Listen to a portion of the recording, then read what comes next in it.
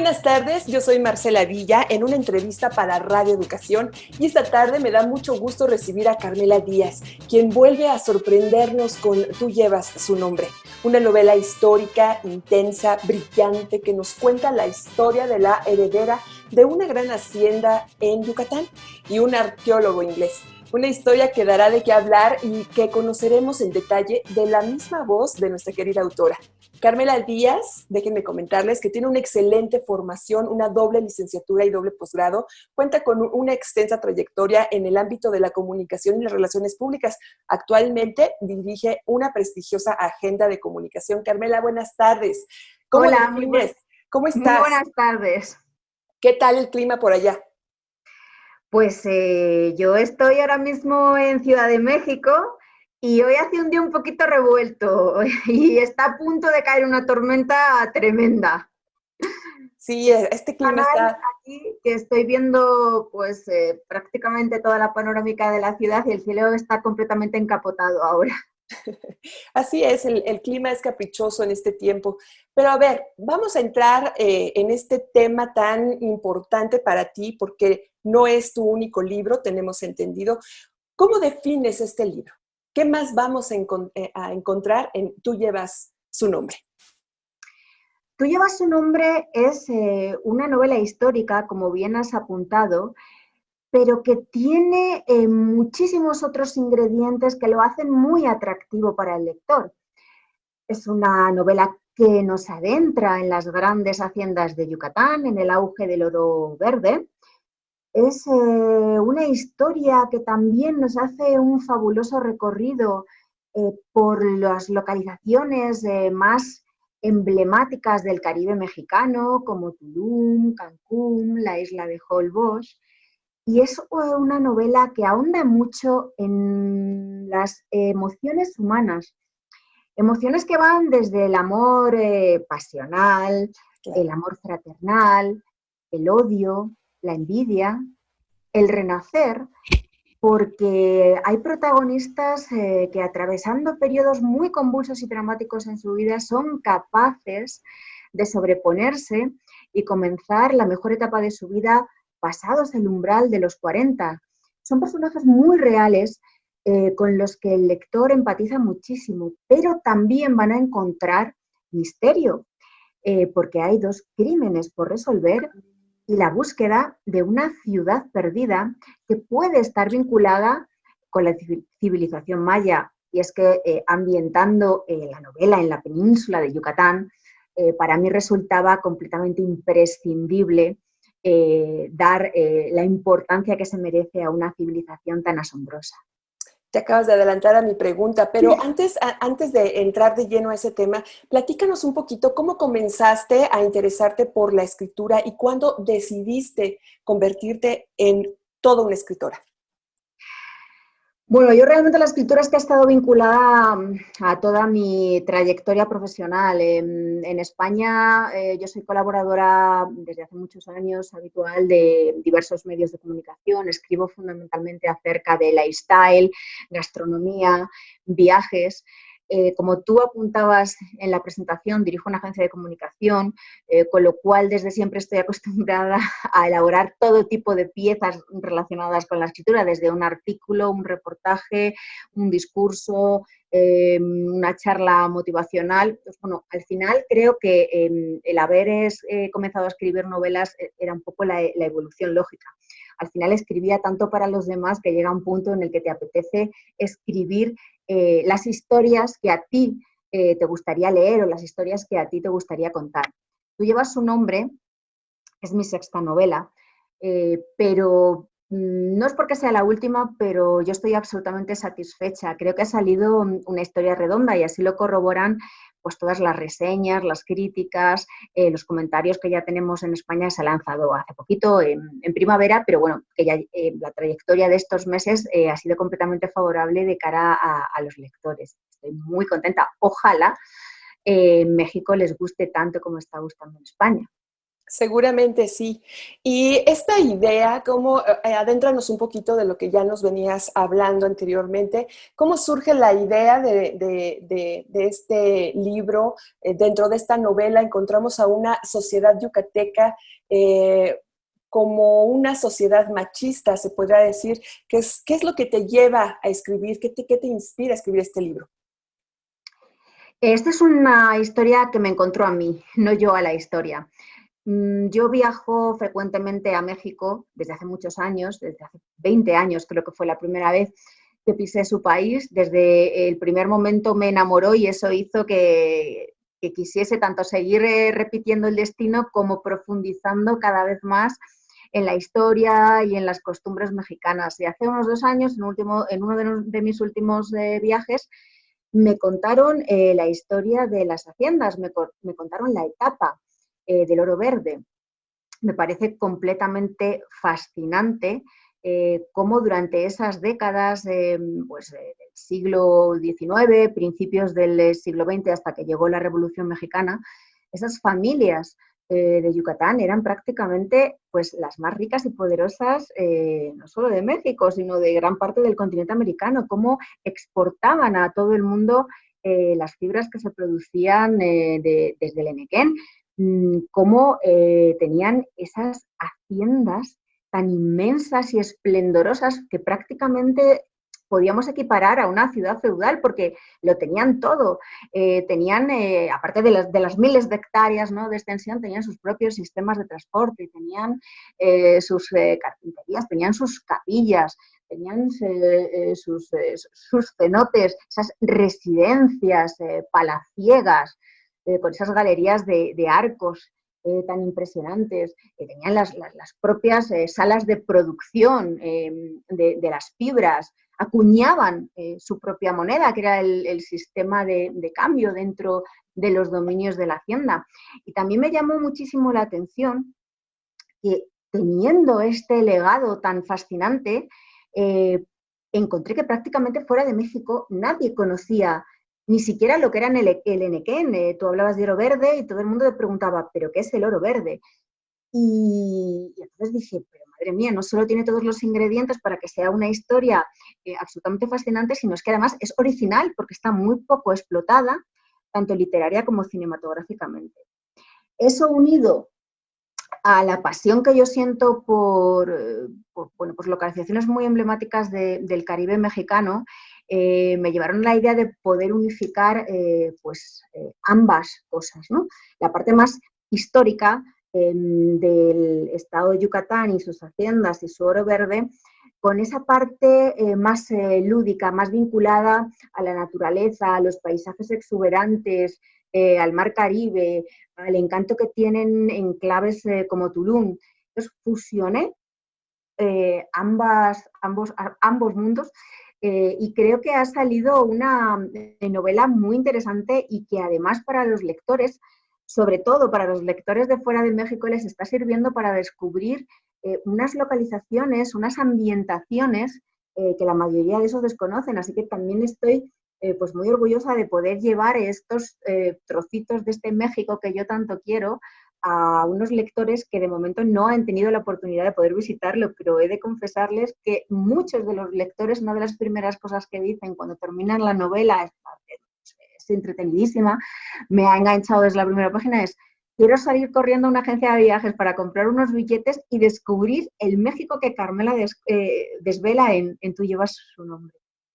Definitivamente, esto que acabas de mencionar es muy importante porque es lo que te hace el guiño con la cultura maya, tú siendo una mujer extranjera y justo esta importancia que nos acabas de decir, bueno, es para que otras personas que no han tenido la fortuna de conocer estos escenarios lo conozcan a través de este maravilloso libro. Pero, ¿cómo fue que te documentaste para recoger el México previo al estallido de la Revolución? Bueno, yo es una cosa que siempre hago en todas mis novelas. Para mí la documentación y la ambientación es clave. Aparte, creo que mis novelas se caracterizan por dos cosas. porque consiguen recrear unos personajes con los que los lectores empatizan muchísimo, porque son personas reales, que tienen emociones, que sufren, que se levantan, que tienen los problemas cotidianos que todos tenemos. No son héroes, son personas de carne y hueso con el que el lector se identifica. Y otro, y estos son comentarios pues, que ya hacen los lectores, club de lectura, bueno, periodistas que escriban sobre la novela, es lo detallado de la ambientación. Intento transmitir esa ambientación y esas localizaciones de la manera más sensorial posible. ¿Para qué? Para que el lector, mientras esté leyendo, aparte de entretenerse y aparte de aprender sin darse cuenta mientras va leyendo, pues en este caso del oro verde, de las haciendas de Yucatán, de la civilización maya, es que quiero que sientan lo mismo que sienten los protagonistas, que huelan lo que ellos huelen, que vean los colores que ellos ven, que se sientan en ese cenote o en esa galería de arcos de la hacienda. Para eso es básico haber pisado el terreno. Lo hago siempre. Aparte, yo conocía ya la mayoría de las localizaciones, pero sí que es cierto que la parte que más desconocida para mí era la parte de las haciendas henequeneras, ¿no? de la oligarquía yucateca. Pues me fui el año pasado, cuando ya estaba la novela medio escrita, me fui unas 2 semanas al corazón de Yucatán, visité muchísimas haciendas, visité algunas que tienen todavía maquinaria de la que utilizaban en el año 1900 cuando producían Enequén, por ejemplo, en Temozón Sur están todas esas máquinas de antaño. Hay otra hacienda que se llama Soto de Peón que sigue produciendo Enequén al estilo tradicional. Tuve la oportunidad también de hablar con personas ya mayores que durante el siglo pasado vivieron en haciendas henequeneras, incluso con una mujer que su familia era propietaria de varias de ellas. Así es como al final puedes transmitir la realidad de las cosas de una manera completamente rigurosa y completamente real al lector. E incluso en algunas ocasiones, pues esos testimonios que me transmiten las personas a las que entrevisto, las personas con las que hablo, con las que como, las pongo en boca de los propios protagonistas. Muy interesante todo lo que nos estás comentando. Dentro de este libro que tuve la oportunidad de leerlo, encuentras personajes maravillosos, encuentras personajes que inspiran, encuentras personajes como por ejemplo Guadalupe, que es una mujer muy fuerte, decidida, que se aleja totalmente de los cánones establecidos, ¿no? Viste ropa masculina, monta caballo, decide tomar las riendas de la hacienda familiar. ¿Cuál es el proceso creativo que tú persigues en estos personajes? Guadalupe Montenegro, como tú bien apuntas, es una mujer fascinante, pero no solo a principios del siglo XX, que es donde se ubica su vida. Creo que es una mujer fascinante en cualquier contexto y en cualquier etapa histórica. Yo normalmente soy una escritora que siempre da muchísima importancia a los personajes femeninos. No quiere decir por ello que no trabaje a los masculinos. De hecho, en este libro hay unos personajes masculinos bastante entrañables que se ganan el corazón de los lectores, pero he querido que las protagonistas sean dos mujeres muy diferentes por el contexto que atraviesan. Pues una vive en nuestros días con todas las facilidades que eso conlleva, y una vivía en una sociedad, como tú apuntabas, pues cerrada, elitista, machista, aunque la sociedad yucateca era muy machista de puertas para afuera, pero muy matriarcal de puertas para adentro. Ambas tienen en común que deciden tomar las riendas de su vida. Aunque eso, en el caso de Guadalupe, conlleva romper con cualquier tipo de convencionalismo social, incluso con sus propios familiares, con sus propios parientes, pero ella decide que quiere seguir adelante con su vida, que decide creer en ella misma, decide creer en sus sueños. Y Catherine, por el contrario, es una mujer que lo tenía mucho más fácil, es una mujer profesional de nuestros días. Sin embargo, está atravesando por una etapa vital muy complicada, arrastra una traición muy dolorosa, acaba de acabar su vida tal y como ella pensaba que iba a ser. Lejos de derrumbarse, ella recala en la zona de las cabañas de Tulum, en las cabañas selváticas, precisamente para vender la hacienda de su antepasada, de Guadalupe, y allí descubre que puede rehacer su vida de una manera completamente diferente a como ella la había imaginado. También descubre un anclaje emocional que la va a vincular para siempre a la tierra de sus ancestros, a la tierra de Guadalupe. El proceso creativo de los personajes es una de las partes más enriquecedoras para el escritor. Llega un momento, conforme vas escribiendo la historia, que los personajes tienen tanto peso que toman vida dentro de tu propia cabeza. Y al final como que ellos te acaban hablando a ti. Y ese punto es fantástico porque te das cuenta que esos personajes que tú ideaste como algo fantástico al final han tomado forma y se han convertido en algo real.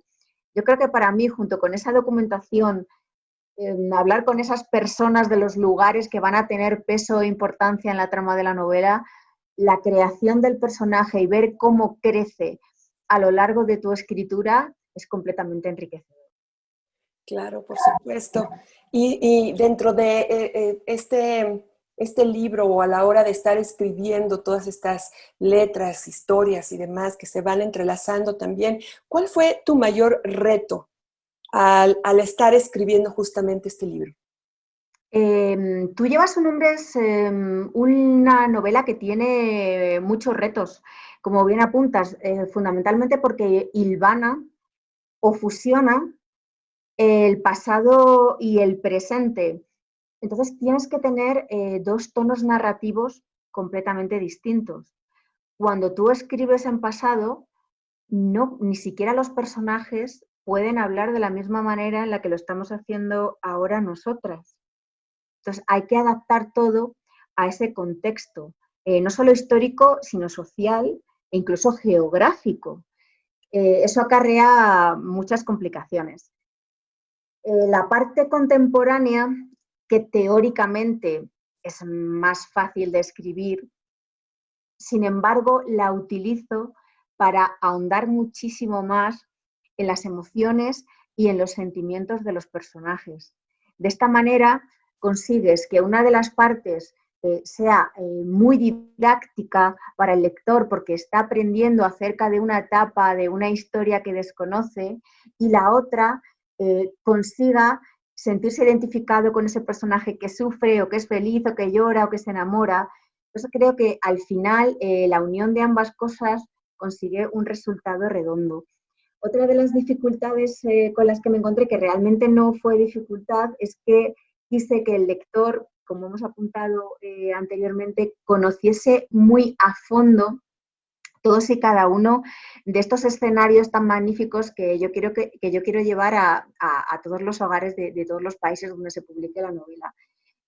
Para eso, pues cada una de las localizaciones que aparecen, por ejemplo, de Tulum, sus restaurantes, sus alojamientos, los he pisado y he querido que esas sensaciones que yo siento cuando estoy allí, esa paz que me provoca Tulum, la península de Yucatán en general, los protagonistas y por tanto los lectores puedan conocerlo según lo que están sintiendo en cada momento cada uno de mis personajes. Yo creo que ha sido un resultado muy positivo. Me llama la atención esta parte en donde comienzas a hablar de las realidades que se viven en esta gran historia. ¿Cómo se entremezclan la trama de ficción y la realidad? A ver, la trama de ficción y la realidad. Toda la novela en sí es una novela de ficción. Los personajes son ficticios, la historia es ficticia, la propia hacienda protagonista de la novela, que la he llamado Ekbalam, es ficticia.